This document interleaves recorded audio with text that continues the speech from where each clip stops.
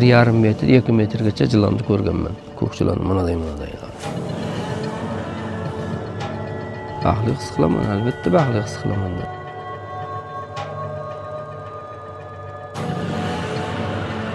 3-4 bo'roni o'qanda, yorib ketganda.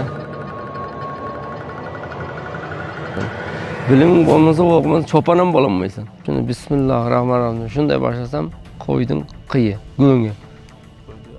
Qo'yning axlati. Shu yerga borib bechora uzildi. Cho'ponlik bu insoniyat tarixidagi eng qadimiy kasblardan biridir. Kim uchundir bu oddiy ish tuyulishi mumkin, lekin o'ziga yarasha mas'uliyati, qiyinchiliklari bor albatta. Dastlab odamlar ovchilik va temirchilik bilan yashagan bo'lsa, keyinchalik qo'y, echki, qoramol va otlarni qo'lga o'rgatib, chorvachilikni boshlagan. Qadimgi Mesopotamiya, Misr va Markaziy Osiyoda cho'ponlik jamiyatning asosiy tayanchi hisoblangan. Ayniqsa bizning mintaqamizda o'zbek, qozoq, qirg'iz va turk xalqlarining hayoti, urf-odatlari va qo'shiqlarida cho'ponlik chuqur aks etgan. Bugungi kunda ham cho'ponlik faqat tirikchilik emas, balki 1000 yillik an'ana va madaniyatning davomidir. Cho'pon o'z qo'ylarini asrab, yaylovdan yaylovga ko'chib yuradigan inson emas, balki qadim tariximizning tabiat bilan uyg'un hayot tarzining ramzidir. Bugungi bizning qahramonimiz ham deyarli 20 yildan buyon mana shu kasbda o'z hayotini kechirib kelmoqda.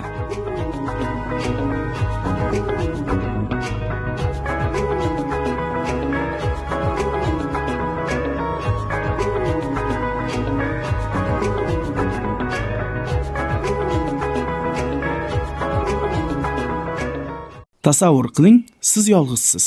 Atrofingizda esa tog'u toshlar va yirtqich hayvonlar bilan to'la. Himoyangizda esa faqatgina mana shu tayoq. Qo'rqinchli, lekin bu kimningdir kundalik hayoti. Ha do'stlar, bilganingizdek bugun cho'ponlarda real hikoyalarga nazar solamiz. Ha aytgancha, bu mening YouTube'dagi birinchi ko'rsatuvim. Agarda like bosib, kommentariy yozib, podpiska qilib qo'ysalaringiz, mana shu kichkinagina mehnatimizni qadrlab, biz yanada o'z ustimizda ishlab, yanada o'sishga harakat qilamiz. Rahmat.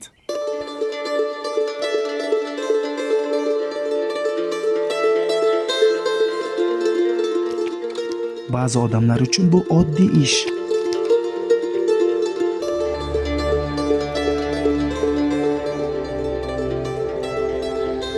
Lekin cho'pon uchun bu hayot maktabi. Tog'da qo'ylarni asrash jasoratni talab qiladi.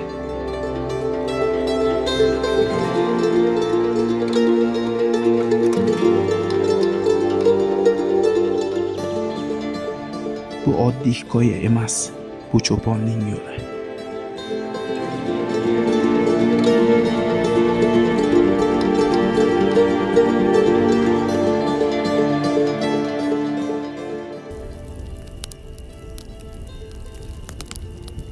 Men Abdullayev Alisher.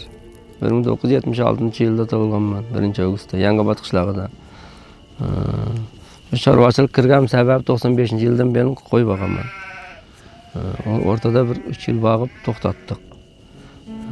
Mana shu 20 yildan beri, bu yoqqa 2005-20 yildan beri qo'yni chorvachilikning orqasidan kelaman.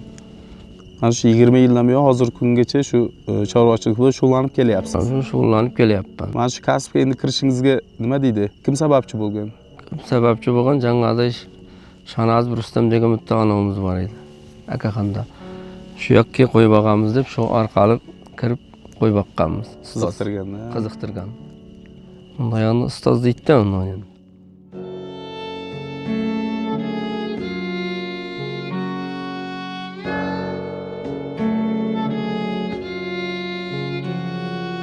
Cho'ponlikning eng yoqimli taraflari siz uchun nimada?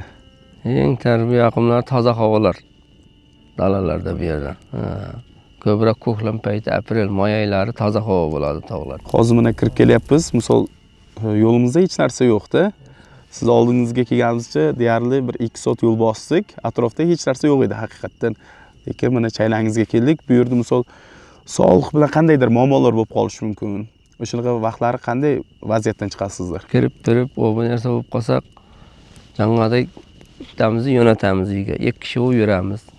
Yotishlarda ham kiyiz-piyizlar bilan yotib dam olamiz bu yerlarda. Har yerda o'ynab yotavermaymiz.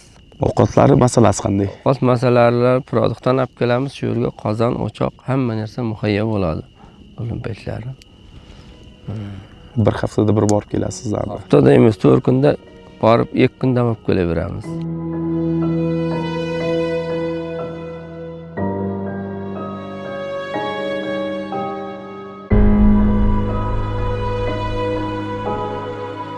Tafakkur qilishga imkoniyat zo'r vaqtda. Misol shaharlarda odamlar ishlaydi, ertalab ishga chiqib ketsa, kechqurun soat 7-8 ga keladi, undan keyin bu yog'i ujin qilib vaqti tez o'tib ketadi. Bu yerda lekin cho'ponlik qilib yurgan odamlarda vaqti juda ham ko'proq. Tafakkur qilishga vaqt ko'p bo'ladi. Ko'proq bo'ladi. Ana shunaqa vaqtlarni nimalarda o'ylaysizlar? Shu nimani o'ylaymiz? Shu hayotda yaxshi bo'laylik, tinchlik bo'lsin deb. Ro'zg'orda o'ylaymiz. Tinch yashab Hamma inson qatori shu oila deb o'ylaymiz hammamiz. Hozirgi kunda misol shu cho'ponlikning orqasidan moddiy taraf qanday? Moddiy taraf yaxshi, cho'ponlik orqasidan hech bir moddiy tarafdan charchagan yerimiz yo'q, Xudoga shukr. Hamma narsa yetarli. Farzandlaringiz misol? Farzandlarimizni masalan 3 tasini o'qitganman.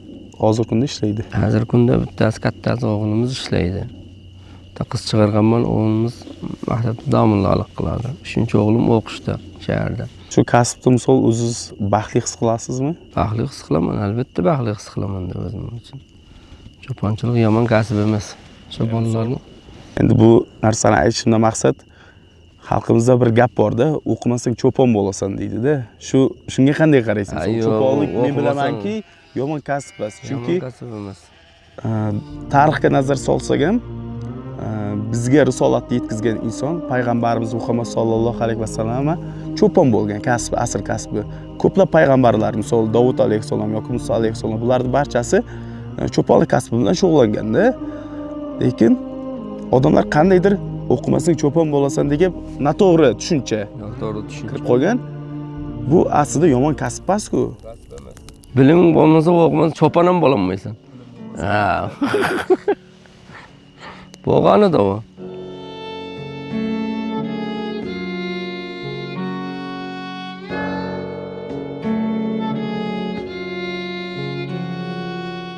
Bo'rilar bilan qanday voqealar bo'lgan? Bo'rilar bilan ko'proq voqea bo'lgan o'sha tog'larda. Mana tog'larda bo'lgan. Ko'proq bo'rilar qo'ylarga hujum qiladi. Shu paytlari bir xil payti oqshom uxlab yotgan paytlari qo'ylar bo'rilarni olib ketadi, bitta yarim ikkita. Yorib ketadi. Qanday himoyalanasizlar qo'ylardan? Shu payti qo'ydim, nonxo'r degan qo'yimiz bo'ladi, qo'y berib, mo'ynaga qo'ydim, jippaylaymiz, oyog'imizga baylab bittasini yotamiz qo'ydim. O'sha jangada bir bala kelsa, u qo'y jangada tortadi, odamni uyg'otadi. Eng ko'p qo'ylarni bo'rilar yeb ketgani nechta bo'lgan? Eng ko'p bo'lgani 5 ta 6 ta bo'riga oldirganman. 5 ta 6 ta qo'yni olib ketganmi? Qo'yni olib ketganda. Qachon bo'lgan shunaqa voqea? Bu voqealar bundan bir 5 yil 6 yil oldin bu voqealar bo'ldi. Ya'ni 5 ta 6 ta qo'yni bitta bo'ri olib ketganmi yo ham 3-4 ta bo'ri kelib? 3-4 ta bo'rini o'qanda, yorib ketganda. Qo'y biyaga chiqib ketgan. Qo'y biyaga chiqib ketgandan keyin bo'rilar 2 ta bo'ri bo'lgandan keyin o'ynab jorib ketaveradi. Keyin ilon chaqqani, misol ilonni dedingiz? Ilonni chaqqani qo'ylarni chaqadi. Ko'proq. Odam chaqqani ham bo'lgan. Odam chaqqani bo'ldi. Bu yerda bir cho'ponimiz bor edi. Ancha yil bo'lib ketdi. Unga bir 25 yil, 30 yillar bo'lib qoldi o voqeaga. Qanday voqea bo'lgan o'sha? Trama payti shu kechagi kunduz trama sentyabr oyi, oktyabr oyida o bola angar paytimiz angardan qaytib yana tog'ga chiqamiz deb janga bolaga o'xshab yo'lda ko'ldik qo'ydi. Shu bolaga o'xshab chiqib kelib, mana yerdan jangada cho'pon tayoq olaman deb buni tepadan borgan payti e'lon yoqqan bu yerdan. Bana aytdim-ku suv chiqadigan suv bilan keldik-ku, suvdan o'tib shu Perovol degan yerimiz bor. Shu yerga borib bechora üzüldü. Zahar tarqab ketdi. Siz o'zingiz ham ko'p ilon ko'rganmisiz? Ha, ilonni ko'p ko'ramiz o'zimiz. 1,5 metr, 2 metrgacha ilonni ko'rganman. Ko'kchilarni mana mana shu toshlarda ham bor. Hozir ham bor.